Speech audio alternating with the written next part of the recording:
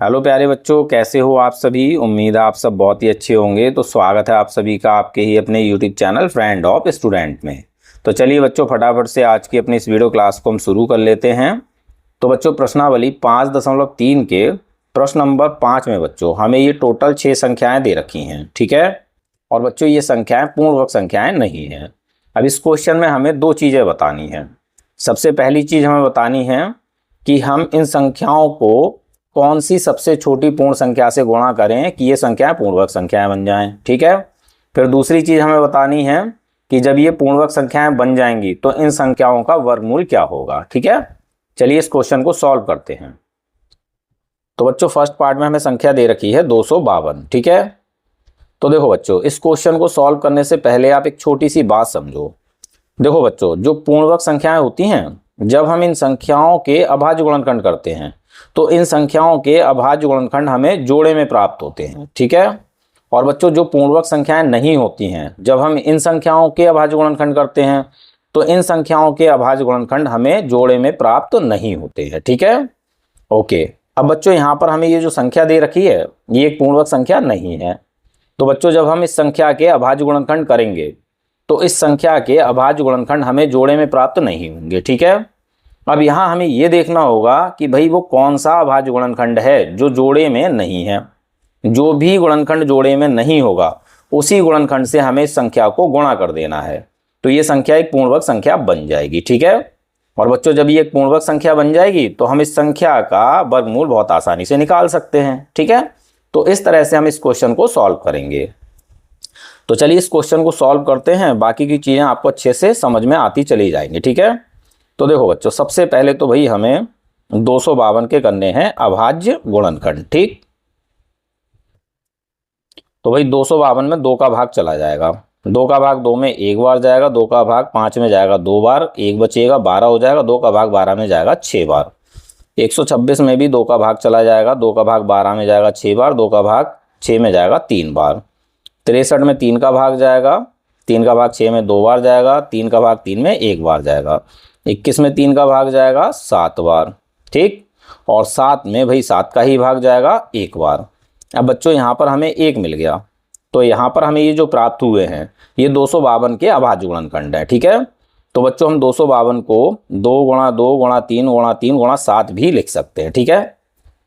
तो यहाँ हमें लिखना है 252 बराबर 2 गुणा 2 गुणा 3 गुणा 3 गुणा 7, ठीक है।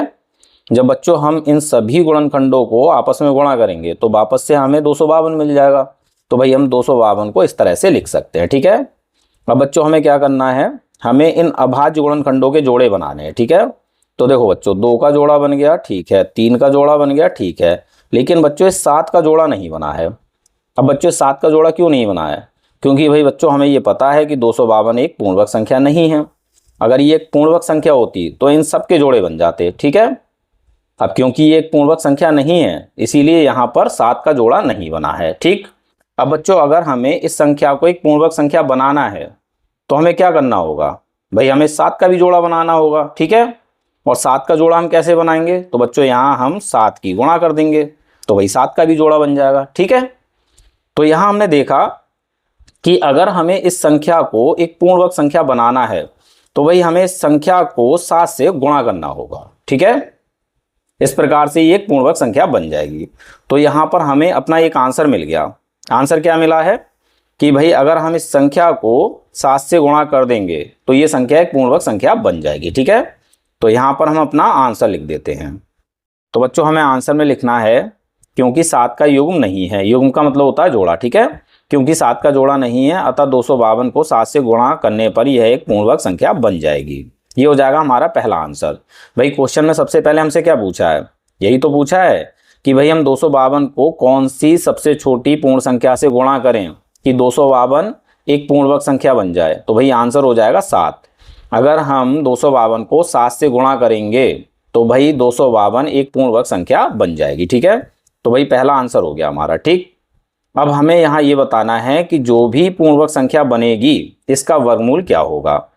तो देखो बच्चों 252 को 7 से गुणा करने पर संख्या मिलेगी हमें 1764। तो बच्चों ये एक पूर्ण वर्ग संख्या है, ठीक है। अब हमें इस संख्या का वर्गमूल भी बताना है, तो चलिए वर्गमूल निकाल लेते हैं। इसको हम रूट के अंदर लिखेंगे, ठीक है। अब भाई 1764 के हमें अभाज्य गुणनखंड कर लेने हैं, ठीक है, और फिर वर्गमूल निकाल लेना है। तो देखो बच्चों, यहाँ पर हमें 1764 के अभाज्य गुणनखंड करने की जरूरत नहीं है। क्यों नहीं है? क्योंकि देखो बच्चों, हमने 252 को 7 से गुणा किया तो हमें 1764 मिला, ठीक है। अब क्योंकि बच्चों हमारे पास 252 के अभाज्य गुणनखंड हैं, जो कि ये रहे, ठीक है। अब हमें करना क्या होगा भाई, 252 के अभाज्य गुणनखंडों में 7 का गुणा और कर देना है। तो हमारे पास जो अभाज्य गुणनखंड होंगे वो हो जाएंगे 1764 के, ठीक है। देखो 252 के अभाज्य गुणनखंड हैं 2 गुणा 2 गुणा 3 गुणा 3 गुणा 7, ये हो गए 252 के अभाज्य गुणनखंड, ठीक है। अब इसमें हमें 7 का गुणा और कर लेना है। तो अब ये जो अभाज्य गुणनखंड हैं ये हैं भाई 1764 के, ठीक है। तो यहाँ हमें 1764 के अभाज्य गुणनखंड करने की जरूरत भी नहीं पड़ी, ठीक है। अब फटाफट से हम भाई वर्गमूल निकाल लेते हैं। क्या करना होगा, हमें संख्याओं के जोड़े बनाने हैं। 2 का जोड़ा बन गया तो भाई 2 आ जाएगा रूट के बाहर, ठीक है, गुणा 3 का जोड़ा बन गया, 3 भी आ जाएगा रूट के बाहर, गुणा 7 का जोड़ा बन गया तो 7 भी आ गया रूट के बाहर। अब इन तीनों संख्याओं का हमें गुणा कर लेना है। 2 3 6 6 7 42। तो भाई हमें मिल गया वर्गमूल। 1764 का वर्गमूल हो जाता है 42। ये हो गया हमारा दूसरा आंसर। तो इस प्रकार से हम इस क्वेश्चन को सॉल्व करेंगे, ठीक है। यहाँ पर हमारा आंसर हो जाता है कंप्लीट। बाकी के जितने भी पार्ट्स हैं उन सभी को हमें इसी तरह से सॉल्व करना है, ठीक है। तो चलिए नेक्स्ट पार्ट को सॉल्व करते हैं। तो बच्चों सेकंड पार्ट में हमें संख्या दे रखी है 180। तो चलिए फटाफट से 180 के अभाज्य गुणनखंड कर लेते हैं। तो वही 180 में 2 का पूरा पूरा भाग चला जाएगा, ठीक है। 2 का भाग 18 में जाएगा 9 बार और 0 आ जाएगा ज्यों का त्यों। इसमें भी 2 का भाग पूरा पूरा चला जाएगा। कितनी बार जाएगा बच्चों? 45 बार। 45 में 3 का भाग जाएगा, कितनी बार जाएगा बच्चों? 15 बार। 15 में भी 3 का भाग जाएगा, कितनी बार जाएगा भाई? 5 बार। 5 में 5 का ही भाग जाएगा, कितनी बार जाएगा? 1 बार। अब यहाँ बच्चों हमें 1 मिल गया तो ये हो गए 180 के अभाज्य गुणनखंड, ठीक है। तो बच्चों हम 180 को लिख सकते हैं 2 गुणा 2 गुणा 3 गुणा 3 गुणा 5। तो 180 बराबर 2 गुणा 2 गुणा 3 गुणा 3 गुणा 5, ठीक है। अब बच्चों हमें इन अभाज्य गुणनखंडों का जोड़ा बनाना है। 2 का जोड़ा बन गया, ठीक है, 3 का जोड़ा बन गया, ठीक है, लेकिन इस 5 का जोड़ा नहीं बना, ठीक है। अब बच्चों अगर हमें इस संख्या को एक पूर्णवर्ग संख्या बनाना है तो हमें क्या करना होगा भाई? हमें इस 5 का भी जोड़ा बनाना होगा, और 5 का जोड़ा बनाने के लिए हमें क्या करना है? तो बच्चों यहाँ हमें 5 का गुणा कर देना है, ठीक है। तो भाई अगर हम इस संख्या को 5 से गुणा कर देंगे तो ये संख्या एक पूर्णवर्ग संख्या बन जाएगी, ठीक है। तो हमें अपना एक आंसर मिल गया। तो यहाँ हमें आंसर लिख देना है। तो बच्चों हमें आंसर लिखना है क्योंकि 5 का युग्म नहीं है, अतः 180 को 5 से गुणा करने पर यह एक पूर्णवर्ग संख्या बन जाएगी। ये हो गया हमारा पहला आंसर, ठीक है। अब बच्चों हमें वर्गमूल निकालना है। तो बच्चों 180 को 5 से गुणा करने पर हमें संख्या मिलेगी भाई 900, ठीक है। अब ये 900 एक पूर्णवर्ग संख्या है, हमें इस संख्या का वर्गमूल निकालना है, ठीक है। तो 900 का हम निकालेंगे वर्गमूल। इसके लिए बच्चों हमें क्या करना होगा भाई? 900 के अभाज्य गुणनखंड करने होंगे। तो बच्चों यहाँ पर भी हमें 900 के अभाज्य गुणनखंड करने की ज़रूरत नहीं है। क्यों नहीं है? क्योंकि बच्चों हमने 180 को 5 से गुणा किया तो हमें 900 मिला। अब 180 के अभाज्य गुणनखंड हैं हमारे पास, तो हमें 180 के अभाज्य गुणनखंडों में 5 का गुणा और कर लेना है, तो हमें 900 के अभाज्य गुणनखंड मिल जाएंगे, ठीक है। तो भाई 180 के अभाज्य गुणनखंड हैं 2 गुणा 2 गुणा 3 गुणा 3 गुणा 5। ये हो गया 180 के अभाज्य गुणनखंड। अब इसमें हमें 5 का गुणा और कर लेना है, तो ये हो जाएंगे भाई 900 के अभाज्य गुणनखंड, ठीक है। क्लियर हो गया? वर्गमूल निकाल लेते हैं। 2 का जोड़ा बन गया 2 रूट के बाहर, गुणा 3 का जोड़ा बन गया 3 रूट के बाहर, गुणा 5 का जोड़ा बन गया 5 रूट के बाहर। सबकी गुणा कर लेते हैं। 2 3 6 6 पंजे 30। तो भाई 900 का वर्गमूल हो जाएगा 30। ये हो गया बच्चों हमारा दूसरा आंसर। यहाँ पर हमारा आंसर हो जाता है कंप्लीट। चलिए नेक्स्ट पार्ट को सॉल्व करते हैं। थर्ड पार्ट में बच्चों संख्या है 1008। चलिए 1008 के फटाफट से अभाज्य गुणनखंड कर लेते हैं। तो भाई इसमें 2 का भाग जाएगा, 2 का भाग 10 में 5 बार, 0 आ जाएगा ज्यों का त्यों। 2 का भाग 8 में जाएगा 4 बार, फिर से 2 का भाग जाएगा, 2 का भाग 5 में जाएगा 2 बार, 1 बचेगा यहाँ 10 हो जाएगा। 2 का भाग 10 में जाएगा 5 बार, 2 का भाग 4 में जाएगा 2 बार, फिर से 2 का भाग जाएगा, 2 का भाग 2 में 1 बार, 2 का भाग 5 में 2 बार, 1 बचेगा 12 हो जाएगा। 2 का भाग 12 में 6 बार, फिर 2 का भाग जाएगा, 2 का भाग 12 में 6 बार, 2 का भाग 6 में 3 बार। अब बच्चों 3 का भाग जाएगा, 3 का भाग 6 में 2 बार, 3 का भाग 3 में 1 बार, फिर 3 का भाग जाएगा 7 बार। अब बच्चों 7 में 7 का ही भाग जाएगा 1 बार, ठीक है। अब यहाँ हमें 1 मिल गया, तो बच्चों ये हो गया अभाज्य गुणनखंड 1008 के, ठीक है। तो हम 1008 को लिख सकते हैं 2 गुणा 2 गुणा 2 गुणा 2 गुणा 3 गुणा 3 गुणा 7। तो भाई 1008 बराबर हो जाएगा 2 गुणा 2 गुणा 2 गुणा 2 गुणा 3 गुणा 3 गुणा 7, ठीक है। अब बच्चों हमें क्या करना है, जोड़े बनाने हैं। तो भाई 2 का जोड़ा बन गया, इस 2 का भी जोड़ा बन गया, 3 का जोड़ा बन गया, लेकिन 7 का जोड़ा नहीं बना। तो अगर हमें इस संख्या को एक पूर्णवर्ग संख्या बनाना है तो हमें यहाँ 7 का गुणा करना होगा, ठीक है। इस प्रकार से 7 का भी जोड़ा बन जाएगा। तो हमारा एक आंसर हमें मिल गया। तो बच्चों हमें आंसर में लिखना है क्योंकि 7 का युग्म नहीं है, अतः 1008 को 7 से गुणा करने पर यह एक पूर्णवर्ग संख्या बन जाएगी, ठीक है। अब हमें इस संख्या का वर्गमूल निकालना है। तो भाई 1008 को 7 से गुणा करने पर हमें मिलेगा 7056। अब हमें इस संख्या का वर्गमूल निकालना है, ठीक है। 7056 इसका हमें निकालना है वर्गमूल। तो देखो बच्चों 1008 के अभाज्य गुणनखंड हैं 2 गुणा 2 गुणा 2 गुणा 2 गुणा 3 गुणा 3 गुणा 7।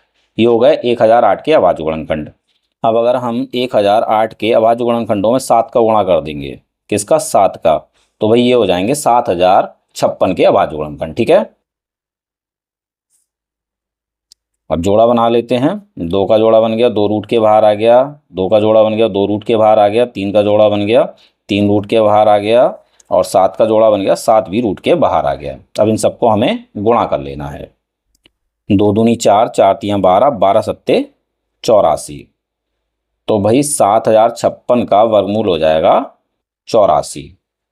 ये हो गया दूसरा आंसर। यहाँ पर हमारा आंसर हो जाता है कंप्लीट।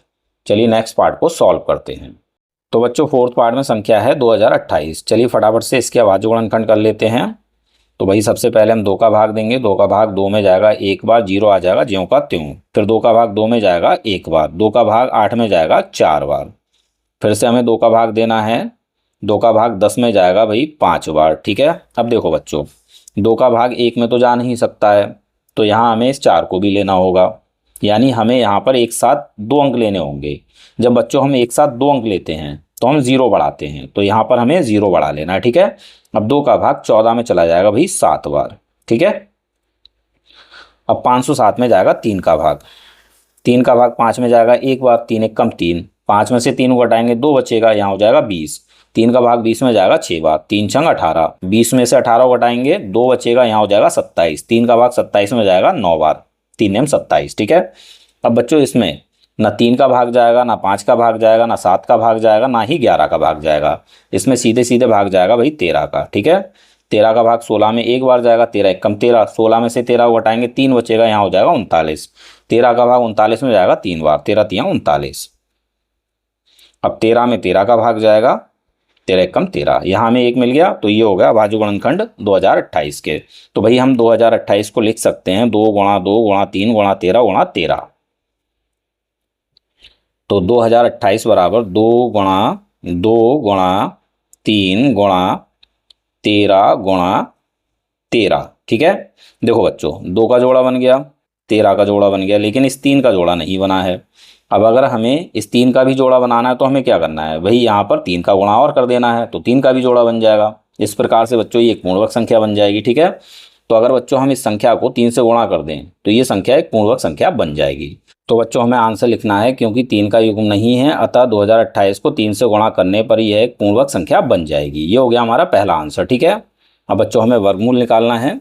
तो भाई 2028 को 3 से गुणा करने पर हमें बच्चों मिलेगा भाई 6084। ठीक है, अब हमें 6084 का वर्गमूल निकालना है।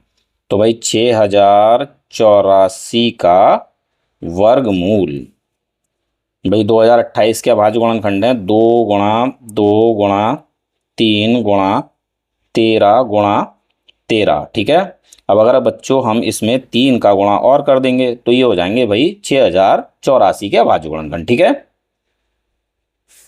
अब जोड़ा बना लेना है। 2 का जोड़ा बन गया, 2 रूट के बाहर आ गया, गुणा 3 का भी जोड़ा बन गया, 3 रूट के बाहर आ गया, गुणा 13 का जोड़ा बन गया, 13 भी रूट के बाहर आ गया। ठीक है, गुणा कर लेते हैं, 2 3 6 और 6 गुणा 13, ये हो जाएगा 13 छंग 78। ये हो गया भाई 6084 का वर्गमूल। ये हो गया हमारा दूसरा आंसर। यहाँ पर हमारा आंसर हो गया कंप्लीट। चलिए नेक्स्ट पार्ट को सॉल्व करते हैं। तो बच्चों फिफ्थ पार्ट में संख्या है 1458। चलिए फटाफट से इसके अभाज्य गुणनखंड कर लेते हैं। भाई सबसे पहले 2 का भाग देना है। 2 का भाग 14 में जाएगा 7 बार, 2 का भाग 5 में जाएगा 2 बार, 1 बचेगा, इधर 18 हो जाएगा, 2 का भाग 18 में जाएगा 9 बार। ठीक है, अब बच्चों इसमें 3 का भाग जाएगा, 3 का भाग 7 में जाएगा 2 बार, 1 बचेगा, यहाँ 12 हो जाएगा, 3 का भाग 12 में जाएगा 4 बार, फिर 3 का भाग 9 में जाएगा 3 बार, फिर से 3 का भाग जाएगा, 3 का भाग 24 में जाएगा 8 बार, 3 का भाग 3 में जाएगा 1 बार, फिर से 3 का भाग जाएगा, 3 का भाग 8 में जाएगा 2 बार, 2 बचेगा 21 हो जाएगा, 3 का भाग 21 में जाएगा भाई 7 बार, 27 में 3 का भाग जाएगा 9 बार, और 9 में 3 का भाग जाएगा 3 बार, और 3 में भाई 3 का भाग जाएगा 1 बार। ठीक है, यहाँ हमें 1 मिल गया, तो ये हो गया भाई 1458 के अभाज्य गुणनखंड। ठीक है, तो यहाँ हमें लिखना है 1458 बराबर 2 गुणा 3 गुणा 3 गुणा 3 गुणा 3 गुणा 3, 1 2 3 4 5 और ये हो गया 6। ठीक है, अब जोड़ा बना लेते हैं। 2 का जोड़ा नहीं बना, 3 का जोड़ा बन गया, 3 का जोड़ा बन गया, 3 का जोड़ा बन गया। अब क्योंकि 2 का जोड़ा नहीं बना है, तो अगर हम इस संख्या को 2 से गुणा कर देंगे तो ये संख्या एक पूर्णवर्ग संख्या बन जाएगी। ठीक है, तो यहाँ हमें अपना आंसर लिख देना है। तो बच्चों हमें आंसर लिखना है, क्योंकि 2 का युग्म नहीं है अतः 1458 को 2 से गुणा करने पर यह एक पूर्णवर्ग संख्या बन जाएगी। ये हो गया पहला आंसर। अब हमें वर्गमूल निकालना है। तो बच्चों 1458 को 2 से गुणा करने पर हमें संख्या मिलेगी 2916। तो भाई 2916 का हमें वर्गमूल निकालना है। ठीक है, सबसे पहले हमें 1458 के अभाज्य गुणनखंड लिख लेने हैं, जो कि हैं 2 गुणा 3 गुणा 3 गुणा 3 गुणा 3 गुणा 3 गुणा 3, 1 2 3 4 5 6। ठीक है, अब इसमें अगर हम 2 का गुणा और कर देंगे तो ये हो जाएगा भाई 2916 के अभाज्य गुणनखंड। ठीक है बच्चों, अब वर्गमूल निकाल लेते हैं। 2 का जोड़ा बन गया, 2 रूट के बाहर गुणा 3 का जोड़ा बन गया, 3 रूट के बाहर गुणा 3 का जोड़ा बन गया, 3 रूट के बाहर गुणा 3 का जोड़ा बन गया, 3 रूट के बाहर। सबकी गुणा कर लेते हैं। 2 3 6, 6 3 18, 18 3 54। तो भाई वर्गमूल हो जाएगा 54। ठीक है, ये हो गया दूसरा आंसर। यहाँ पर हमारा आंसर हो जाता है कंप्लीट। चलिए अब नेक्स्ट पार्ट को सॉल्व करते हैं। तो बच्चों सिक्स्थ पार्ट में हमें संख्या दे रखी है 768। तो हमें सबसे पहले 768 के इस तरह से अभाज्य गुणनखंड कर लेने हैं। ठीक है, देखो बच्चों 2 का भाग 768 में जाएगा 384 बार, 384 में 2 का भाग जाएगा 192 बार, 192 में 2 का भाग जाएगा 96 बार, 96 में 2 का भाग जाएगा 48 बार, 48 में 2 का भाग जाएगा 24 बार, 24 में 2 का भाग जाएगा 12 बार, 12 में 2 का भाग जाएगा 6 बार, और 6 में 2 का भाग जाएगा 3 बार, और 3 में 3 का भाग जाएगा 1 बार। ठीक है, यहाँ पर हमें 1 मिल गया। ये हो गया भाई अभाज्य गुणनखंड 768 के। तो 768 को हम लिख सकते हैं 2 गुणा 2 गुणा 2 गुणा 2 गुणा 2 गुणा 2 गुणा 2 गुणा 2 गुणा 3। ठीक है, अब यहाँ हमें जोड़े बनाने हैं। तो देखो बच्चों 2 का जोड़ा बन गया, 2 का जोड़ा बन गया, 2 का जोड़ा बन गया, 2 का जोड़ा बन गया, लेकिन बच्चों इस 3 का जोड़ा नहीं बना है। तो अगर हम इस संख्या को 3 से गुणा कर दें तो ये एक पूर्णवर्ग संख्या बन जाएगी। ठीक है, तो यहाँ पर हमें अपना आंसर लिख लेना है। तो बच्चों हमें आंसर लिखना है क्योंकि 3 का युग्म नहीं है, अतः 768 को 3 से गुणा करने पर यह एक पूर्णांक संख्या बन जाएगी। ये हो जाएगा हमारा पहला आंसर। अब बच्चों हमें वर्गमूल निकालना है, तो भाई 768 को 3 से गुणा करने पर हमें संख्या मिलेगी 2304। तो हमें 2304 का वर्गमूल निकालना है, ठीक है। तो सबसे पहले बच्चों हम क्या करेंगे, भाई हम 768 के अभाज्य गुणनखंड लिखेंगे, जो कि हैं 2 गुणा 2, 2 बार हो गया, 3 बार, 4 बार, 5 बार, 6 बार, 7 बार, 8 बार, 2 है 8 बार, ठीक है। फिर 3 है 1 बार। ये हो गए भाई 768 के अभाज्य गुणनखंड। अब अगर हम इसमें 3 का गुणा और कर दें तो ये हो जाएंगे 2304 के अभाज्य गुणनखंड, ठीक है। अब फटाफट से वर्गमूल निकाल लेते हैं। 2 का जोड़ा बन गया 2 रूट के बाहर गुणा, 2 का जोड़ा बन गया 2 रूट के बाहर गुणा, 2 का जोड़ा बन गया 2 रूट के बाहर गुणा, 2 का जोड़ा बन गया 2 रूट के बाहर गुणा, 3 का जोड़ा बन गया भाई 3 भी रूट के बाहर, ठीक है। अब इन सब की हमें गुणा कर लेनी है। तो 2 दूनी 4, 4 दूनी 8, 8 दूनी 16, 16 तियाँ 48। तो भाई वर्गमूल हो जाएगा 48। ये हो गया हमारा दूसरा आंसर। यहाँ पर हमारा ये आंसर भी हो जाता है कंप्लीट, ठीक है। अब यहाँ हमारा क्वेश्चन नंबर 5 कंप्लीट हो जाता है। उम्मीद है ये सवाल आपको अच्छे समझ में आ गया होगा। तो मिलते हैं अपने अगले वीडियो क्लास में।